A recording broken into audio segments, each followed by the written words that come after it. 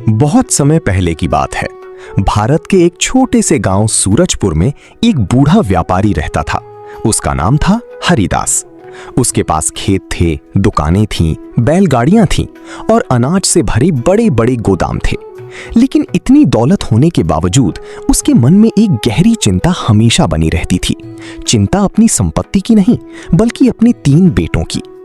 हरिदास अक्सर रात को आंगन में बैठकर सोचता, मेरे बाद इस पूरे व्यापार को कौन संभालेगा? केवल ताकत या चालाकी व्यापार को ज्यादा दूर तक नहीं ले जा सकती। मुझे ऐसा इंसान चाहिए जिसके पास बुद्धि के साथ इंसानियत भी हो। एक शाम जब आसमान में काले बादल छाए हुए थे और ठंडी हवा धीरे धीरे बह रही थी, हरिदास ने अपने तीनों बेटों को आंगन में बुलाया। तीनों बेटे उसके सामने आकर खड़े हो गए। हरिदास ने गंभीर आवाज में कहा, बेटो, अब मैं बूढ़ा हो चुका हूं। समय आ गया है कि तुम लोग व्यापार संभालो, लेकिन व्यापार उसी को मिलेगा जो खुद को सबसे योग्य साबित करेगा। तभी हरिदास ने नौकर को इशारा किया। नौकर एक पुराना लकड़ी का संदूक लेकर आया और जैसे ही संदूक खुला, उसमें रखी 3 लोहे की चाबियां चमक उठी। गांव के बाहर एक पुराना सूखा कुआं है। लोग कहते हैं कि वहां एक खजाना छुपा है। तुम तीनों को वहां जाना होगा, लेकिन याद रखना, असली परीक्षा खजाना ढूंढने की नहीं, बल्कि खुद को पहचानने की होगी। अगले ही दिन तीनों भाई यात्रा पर निकल पड़े। रास्ता लंबा था, जंगल घना था और चारों तरफ अजीब सा सन्नाटा पसरा हुआ था। चलते चलते उन्हें रास्ते में एक बूढ़ा आदमी मिला। उसके कपड़े फटे हुए थे, चेहरा कमजोर था और आंखों में भूख साफ दिखाई दे रही थी। वो कांपती आवाज में बोला, बेटा, 2 दिन से कुछ नहीं खाया। थोड़ा खाना मिल जाता तो। हम यहाँ खजाना लेने निकले हैं, दान बांटने नहीं। वीर भी आगे बढ़ गया, लेकिन माधव वहीं रुक गया।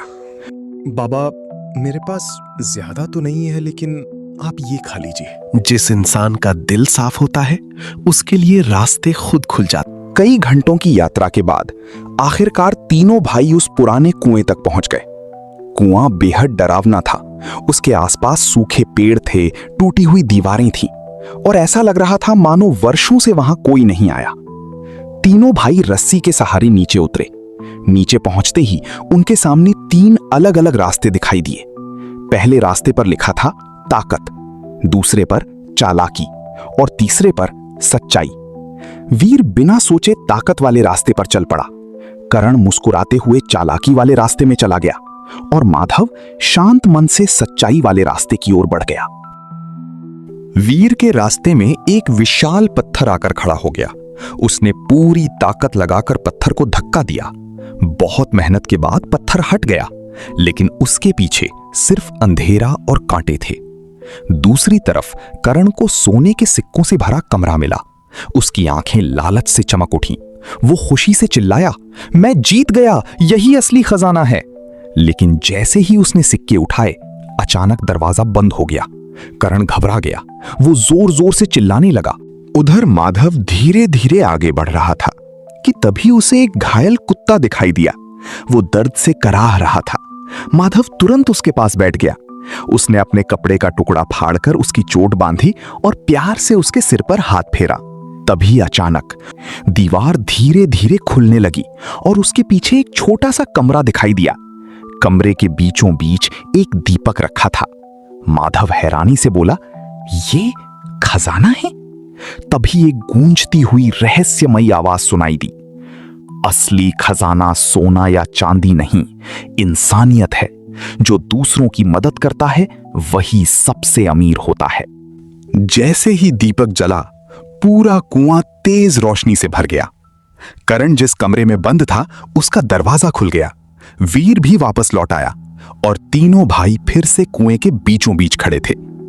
तभी सामने वही बूढ़ा आदमी प्रकट हुआ जिसे माधव ने रास्ते में खाना खिलाया था। तीनों भाई हैरान रह गए। बूढ़ा आदमी मुस्कुराया और बोला, शिक्षा ले रहा था। ताकत इंसान को बड़ा बना सकती है, चालाकी उसे अमीर बना सकती है, लेकिन दया और सच्चाई ही इंसान को महान बनाती है। ये कहते ही कुएं की दीवार खुल गई और उसके पीछे असली खजाना दिखाई दिया, सोना, चांदी और अनमोल रत्न। लेकिन उस दिन सबसे बड़ा खजाना दौलत नहीं, बल्कि वो सीख थी जो तीनों भाइयों को मिली थी। जब वे घर लौटे, हरिदास सब समझ चुका था। उसने माधव को गले लगाते हुए कहा, बेटा, आज तुमने साबित कर दिया कि बड़ा इंसान वो नहीं जिसके पास सबसे ज्यादा धन हो, बल्कि वो है जिसके दिल में सबसे ज्यादा दया हो। उस दिन के बाद माधव ने व्यापार संभाला, लेकिन उसने कभी गरीबों और जरूरतमंदों की मदद करना नहीं छोड़ा। धीरे धीरे उसका व्यापार पूरे राज्य में फैल गया और लोग कहने लगे, जिस व्यापार में इंसानियत हो उसे सफल होने से कोई नहीं रोक सकता।